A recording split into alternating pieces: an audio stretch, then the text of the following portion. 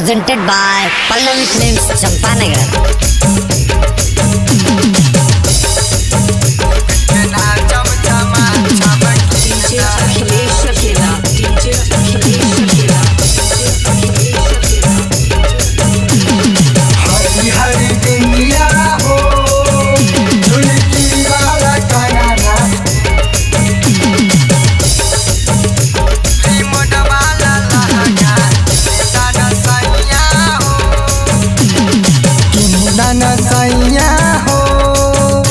Remote वाला लहंगा की दाना सैया हो, रिमोट वाला लहंगा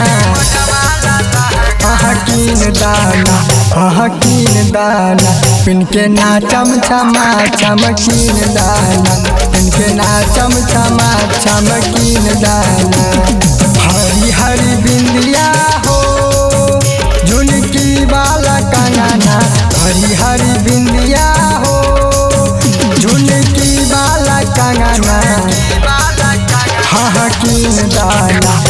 हकीन दाना पिन के नाचम छमा चमकीन दाना, पिन के नाचम छमा चमकीन दाना।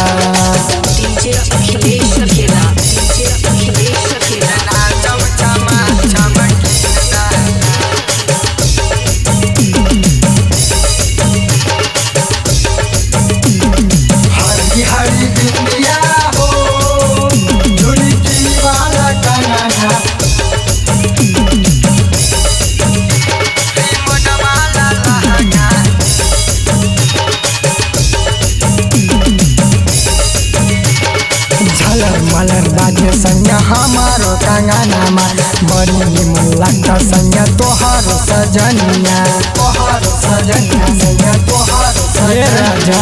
झलर मलर बाजे संग हमारो कंगना मा, बड़ी निमन लगता संग तोहारो सजनिया। अब नहीं लेबा हो बिलक वाला सरिया, अब नहीं लेबा हो बिलक वाला सरिया।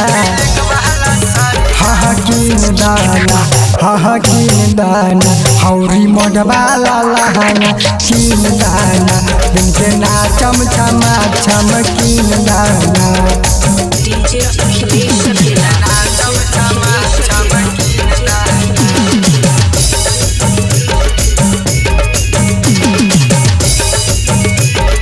हरी हरी बिंदिया हो झुनकी वाला कंगना,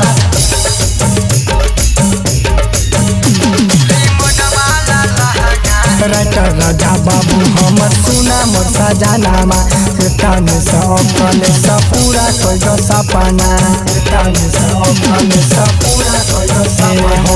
राजा बाबू हमर सुना मोर सजनामा, तन सब पाट पूरा कोई दो सपना। कबो न सतैबा हो जला नीलेश सजनामा, कबो न सतैबा हो जला नीलेश सजनामा। हकीन दाना राजा कीन दाना हौरी मोड वाला लहंगा हकीन दाना, पिन के नाचम छमा चमकीन दाना। कीन दाना सैया हो रिमोट वाला लहंगा, कीन दाना सैया हो रिमोट वाला लहंगा। हकीन दाना पिन के नाचम छमा चमकीन दाना, पिन के नाचम छमा चमकीन दाना। हरी हरी बिंदिया हो झुनकी वाला कंगना, हरी हरी बिंदिया हो झुनकी वाला कंगना। हकीन दाना पिन के नाचम छमा चमकीन दाना, पिन के नाचम छमा चमकीन दाना। Presented by Pallavi Films, Champanagar.